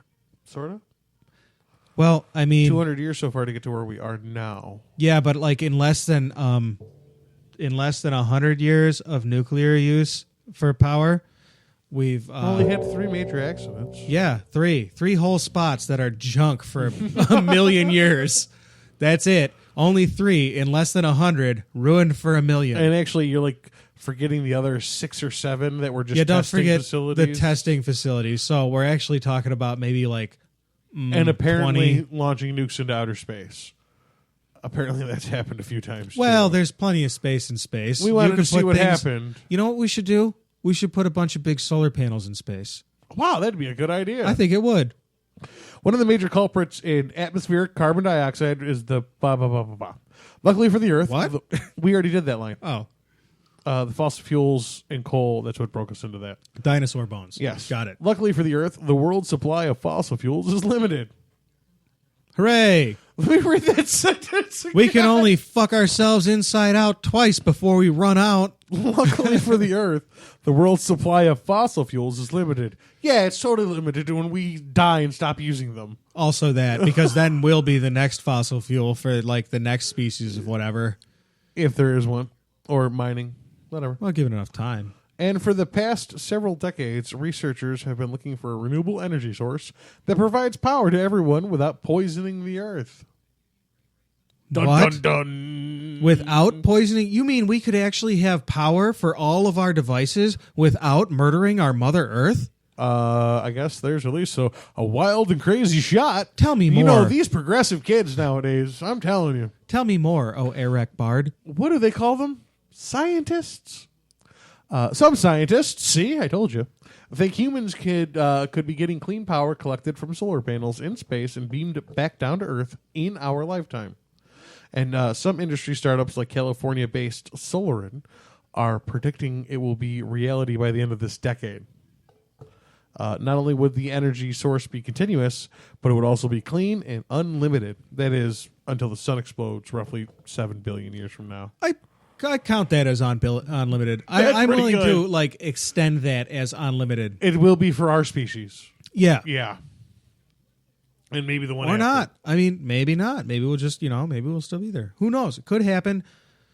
It could happen.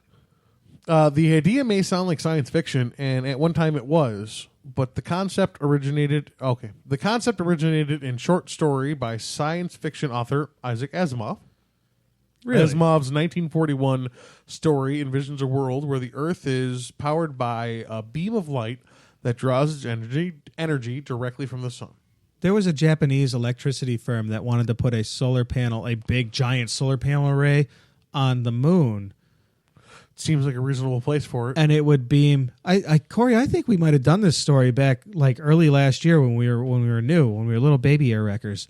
It's possible, but you know what? A nice callback then. Hey. They wanted to put this solar array on the moon, and it would be transferred by electric beam to collection stations on the Earth. And they said it was like a 5-mile solar array on the moon, and they said it would power the entire planet. But what if some madman with a piece of furniture for his head tries to carve his name into the moon? Well, who would stop him? The Tick, Corey. The Tick would stop him. It's the second show I've done in a week that I referenced the Tick. I know. Meanwhile, in space, solar panels. The beam is controlled by 2 engineers in a space station, and as the story opens, they are training a robot to take over the operation. The humans explain to the robot, quote, "Our beam feeds these worlds energy."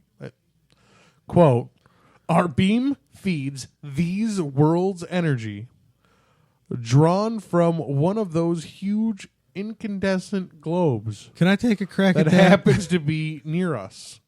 We call the globe the sun, end quote. Holy shit, Corey. Could you please turn that mouth mush of a fucking sentence you just had to choke through? Things that mean words. I couldn't follow that at all. What a poorly written... that was a quote? What? Was that a quote? I mean, I stopped and redid it word Holy for word because cow. I knew it was garbage, dude. Can you give it to us, please?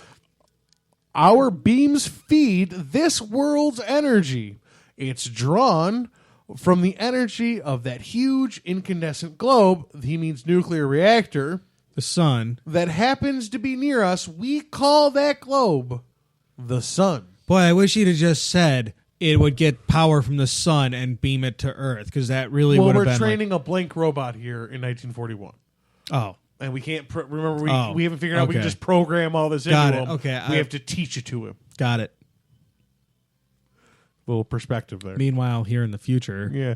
The thought of harnessing the power of the sun with giant solar collectors in space was pure fiction 75 years ago when Asimov told his story. Got it. But now the day of space-based solar power may not be so far away. Terrestrial solar power versus space-based solar power. That might have been a double entendre on the writer's part. May not be so far away, because it wouldn't really need to be that far away, just enough far away to be out of the Earth's atmosphere. I think you're giving this journalist too much credit for... I don't know, man. He's published. I'm not. Space humor. It is very obscure space humor. Yeah. If I knew this was a conversation between 2 scientists, I'd be like, "Oh, it was a joke. You're right." If it was on Futurama, it might be a joke. Yeah. In this case, I'm not sure. Subheading: terrestrial solar power versus space-based solar power. We typically think of solar panels on the roof of someone's house converting sunlight into energy during the daytime. This sounds great, but Earth-based solar panels have their drawbacks. They don't work at night or if the sky's too cloudy. Plus, our atmosphere shields the Earth's surface from much of the sun's energy. Fucking Thank atmosphere. you, atmosphere. God damn it. No, buddy. It would cook us like ants if it didn't. Think of all the energy that would create, Corey. Oh, that's true. We could privatize that. As fat as Americans are, they'd burn for a while. That's a lot of BTU. We could be the first and last trillionaires. Very first and last. We would have won at the game of capitalism then. Now, imagine if we could put a solar panel in orbit. What? Around 22,000 miles above the Earth's surface. You mean like attached to a satellite that it powers? Oh, yeah. Because we already do that. Oh, shit, yeah. Speaking of that, Rosetta is... And didn't we put a giant space station? Yes, we do, and that's solar powered as well. It's also got a nuclear reactor. All European Union things, like Rosetta, cannot have nuclear reactors. They have to be solar. That's very good. Rosetta flew out to Stone? a fucking comet. Yes, that's where it comes from. Flew out to a comet It's got a little lander. We did this story for sure. It shoots the little lander Oh, we certainly did this. onto a comet with a harpoon. Yeah, we did this story. And then it tractors itself to it. Then it like hand over hands itself to it, or whatever robots do. It just drives along the little track that the tethered line makes. And it's going to take a core sample from a comet in space with solar power. In space. Yeah, all solar powered. Wow, isn't that awesome? Yes, way to go, EU. Seems rather predictably useful. You're really good at fucking over your collective states, European Union, but you're also really good at using science. So The tip sun hat. is a 360-degree globe that emits an equal or close to equal amount of energy in all directions around it. Ostensibly equal, sure. Yeah. Yeah. We could go get that. I'm seeing how this is not a problem. Well, you think it's not until you're on Alpha Centauri Prime and you get the fucking you're in the shadow of Earth solar array thing and you get a solar storm, solar tsunami that you wouldn't have gotten. What is it? Terra Alpha? What is it? I don't know.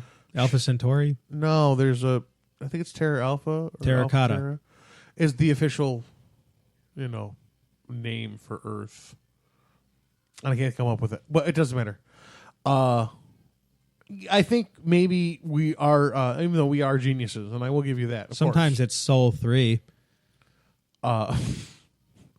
Even though we're both geniuses sometimes, and this is not it. I'm sure somebody has thought about the fact that if we put too many solar panels up, we're going to blink out the sun from places that might need the sun's energy. Like This Mars. is America, dude. Nobody's thought about what if we put too many of them up. We're building them Texas style. Even Get if them up there, boys. Even if they did think about it, they'll be like, well, that's why they Whoa. should have regulated. You think we're going to get this done? This will either be the Chinese or it'll be private industry. Oh, my God, the taking Chinese advantage of the economy. electricity. Corey, the Chinese economy is not what you think it is. But they don't care. They'll spend the money. They don't give a shit. You're right, man. They don't give a shit. You know they have like whole cities there that they built? They subsidized their Yeah, see? they subsidized their architecture, their construction industry. Yeah, so heavily. They built whole cities with everything. Everything Perfect replicas of they got European fucking cities. gas stations. They got apartments. They got restaurants. But nobody's there. Yeah, they're just facades to walk There's through. nobody. No, it's not because they thought that because they've shown such growth over the past 20 years, they thought that their economy was strong, but it was actually just booming, and it's not as independently strong as they had hoped for. And so their population didn't boom into new, but they built all these buildings. Perfect They have replicas of Paris and Rome. they have whole cities. Mm-hmm. They do. They have those copy cities. Yeah. They also have whole cities that are entirely unique, just like not gimmicky, just a city, and nobody lives in it. That's fucked up. Think That of all is the fucked. money, all the resources that went into that. That like, And at least they Didn't were maybe do trying to anything. do something different. Like, I've talked about the Venus Project before, and a lot of that philosophy is based around redesigning cities for a more efficient lifestyle yeah, so that you didn't have... is that like urban that Earthship stuff? Well, you wouldn't have urban sprawl because everything would be very evenly spaced out in a circular fashion instead of the squared off city block. But I Everything like would be right circular. angles. Pi is hard to calculate.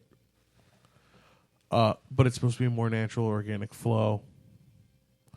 And you'd be able to space things out more evenly and create more efficient apartment housing. And then out that, some private housing, and past that, a rural area. And I don't know how they set their cities up. I don't know if they were trying for more efficiency or just to be gimmicky. But at least they were trying something. Well, most of their cities that they were building were with the intent that their population would expand because their growth was so great, and they would need these cities Don't because they have people were. extreme density issues? Well, these cities, I would like to think, were probably built to alleviate some of their because they became dense so quickly Yeah. at the wrong time. so the building materials, the codes weren't what they should be for that kind of density. But these cities that they built, I'm inclined to think, were more modernized cities that now nobody can afford to move into. So literally, ghost cities. Empty businesses, empty houses, empty, not like Detroit. They're probably just filled with homeless people and criminals. I don't know if they leave homeless people alive in China, actually. I'm not 100% sure on their homeless policy. There's got to be nuts somewhere. I think they treat them like stray dogs in Russia, but I don't know. That's actually conjecture. And skin them alive because the fur comes off easier. Well, that's fucking gruesome. Jeez. Yeah, well, that's what happens when you mention the stray dogs in Russia. Man, you don't know that every stray dog in Russia is skinned alive. They skin them for the pelts because they can sell the pelts for fur in the clothing industries, and anything skins easier when it's alive. Man, is that really what you want to go out on today? Are you sure? I got nothing to follow it. Because we didn't have to go there. Just saying. Well, I did. All right, folks. This has been your Air Radio this week. Thank you so much for coming by. You can follow Cory at CPainRun on Twitter. You can follow me at AWR Stace Ghost on Twitter. Please follow us. We really need your follows. Follow Air Radio. Also, give us a 5-star rating on iTunes, please. We really super duper need those. That, yeah. Go to iTunes. I don't care if you like the show or not. It doesn't matter. Be a poser. Go to iTunes. Give us a 5-star rating. We'll see you next week. For the better. Taking good care of me. Sitting down in my easy chair, taking a sip of my sassafras tea. Now wouldn't you know it, there goes the phone again. It's probably just another wrong number, but someone tried to sell me something I can't even see. Well, I got the solution, how to deal with this insanity. Just sit down in my easy chair and take a big sip of my sassafras tea.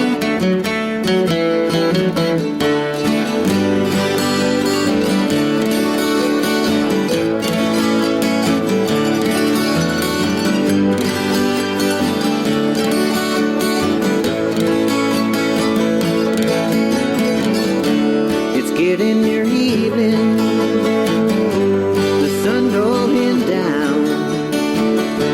I guess I should shake a leg, climb in my car and roll downtown. Check out the city lights, all decked out in a tux and a tie. But I'm sitting in my easy chair, taking a sip of my sassafras tea. Now wouldn't you know it, oh, here comes my neighbor Jim.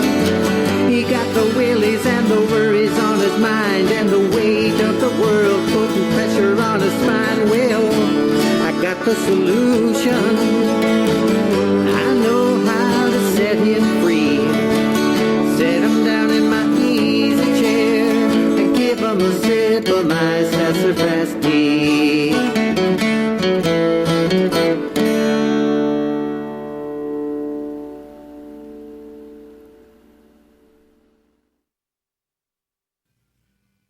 That was entertaining to watch. It was very entertaining for me to watch. I don't remember where I was. Nope.